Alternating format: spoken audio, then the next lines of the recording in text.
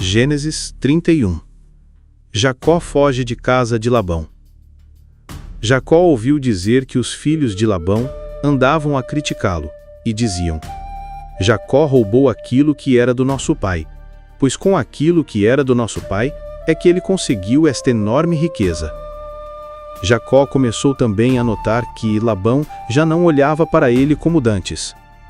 Nessa altura, o Senhor disse a Jacó: Volta para a terra dos teus antepassados, para a terra onde nasceste, que eu estarei contigo. Então Jacó mandou chamar Raquel e Lia para irem ter com ele ao campo, junto dos seus rebanhos, e disse-lhes: Tenho dado conta de que o vosso pai já não olha para mim da mesma maneira como o fazia dantes. Mas o Deus do meu pai sempre esteve comigo. E bem sabem que procurei servir o vosso pai o melhor que me foi possível. Apesar disso, ele enganava-me, e 10 vezes mudou o meu salário. Só que Deus não permitiu que ele me prejudicasse. Se ele me dizia: Os animais malhados ficam para ti como salário, então só nasciam crias malhadas. Se ele mudava e dizia: Agora as listradas é que são o teu salário, então só nasciam crias listradas. E foi assim que Deus tirou os rebanhos ao vosso pai e nos deu a mim. Um dia, no tempo da cobrição, tive um sonho em que vi que todos os machos que cobriam as fêmeas eram listrados, malhados e riscados. Então um anjo do Senhor chamou por mim. Jacó, eu respondi. Estou aqui. Ele disse-me: Repara que todos os machos que cobrem as fêmeas são listrados, malhados e riscados. É assim porque eu vi tudo aquilo que Labão tem feito contra ti. Eu sou o Deus de Betel, ao qual tu consagraste um monumento e fizeste uma promessa. Por isso, levanta-te e sai desta terra. Volta para a terra onde nasceste. Raquel e Lia responderam-lhe: Temos por acaso alguma herança a receber ainda da casa do nosso pai?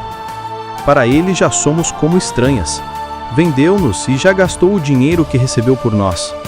Mas na realidade, toda a riqueza que Deus tirou ao nosso pai pertence-nos a nós e aos nossos filhos. Por isso, deves pôr em prática tudo aquilo que Deus te comunicou.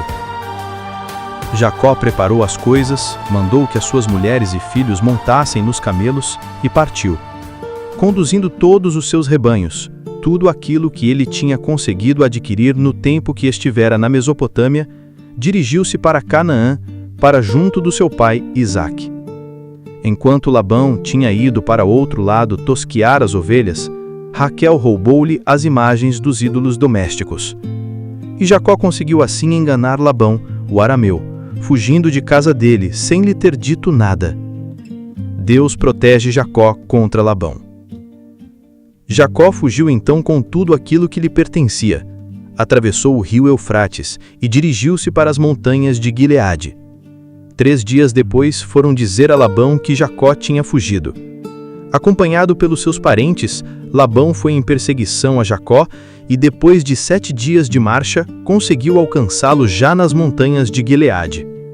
Mas o Senhor apareceu a Labão, o arameu, em sonhos, durante a noite, e ameaçou-o deste modo: Livra-te de dizer a Jacó seja o que for, bem ou mal. Labão tinha alcançado Jacó. Este assentou a sua tenda na montanha, e Labão com seus familiares ficou também na montanha de Gileade. Labão perguntou então a Jacó: Que fizeste tu? Enganaste-me e fugiste com as minhas filhas, como se fossem prisioneiras. Por que é que me enganaste e não me disseste que querias ir embora? Se me tivesses dito, eu teria celebrado a tua despedida com alegria e cânticos, com música de tambores e harpas. Nem sequer me deixaste beijar as minhas filhas e netos.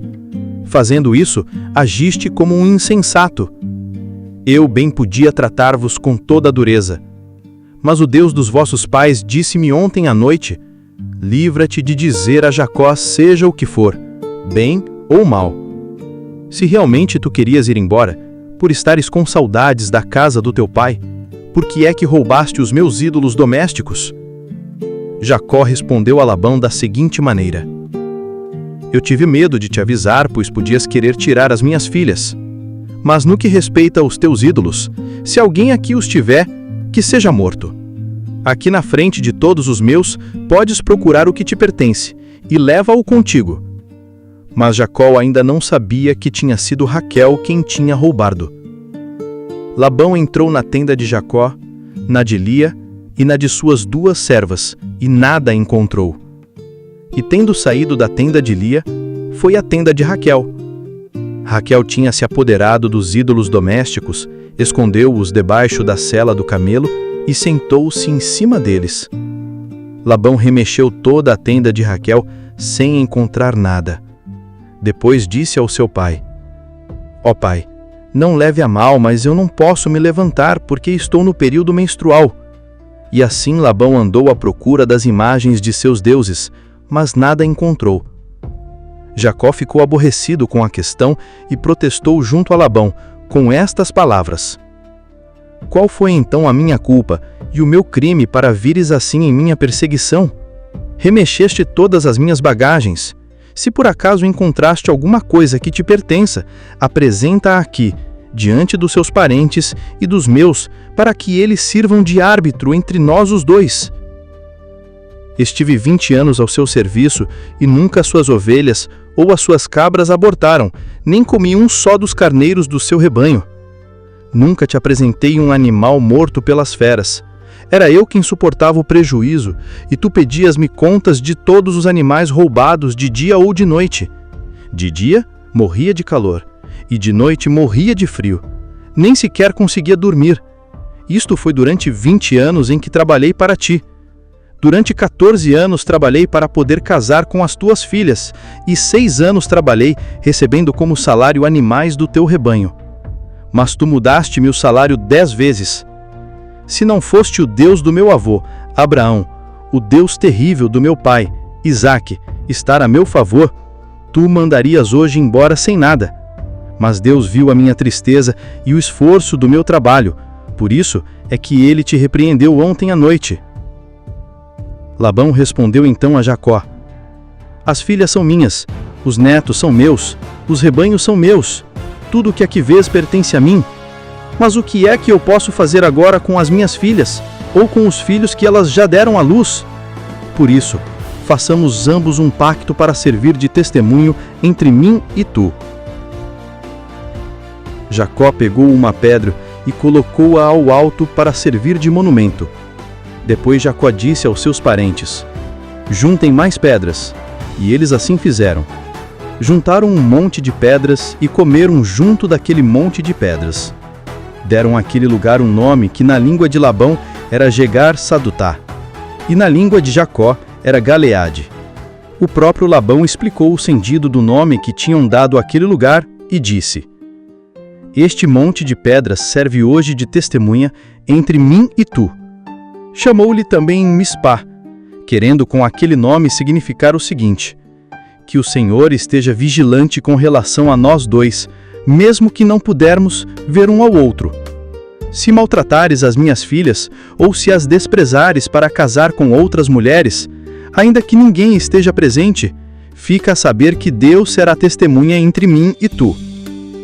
Labão disse ainda a Jacó: Aqui está este monte de pedras, e o monumento que coloquei entre mim e tu. Um e o outro são testemunhas, de modo que eu não ultrapasse este monte de pedras para o teu lado, para te prejudicar, e que tu também não ultrapasses para cá deste monte de pedras e deste monumento, para me prejudicar.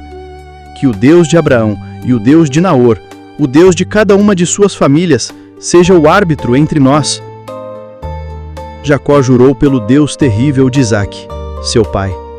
Ofereceu um sacrifício na montanha e convidou os seus parentes para o banquete. Todos comeram e passaram a noite ali mesmo, na montanha. E é isso aí. Espero que você tenha gostado do vídeo. Se gostou, deixa um like, se inscreve no canal se ainda não se inscreveu e não esquece de ativar o sininho para receber todas as notificações dos próximos vídeos. Conta para mim nos comentários o que achou. Tem alguma dúvida ou sugestão para os próximos vídeos? Escreve aí embaixo. Obrigado por assistir e até o próximo vídeo.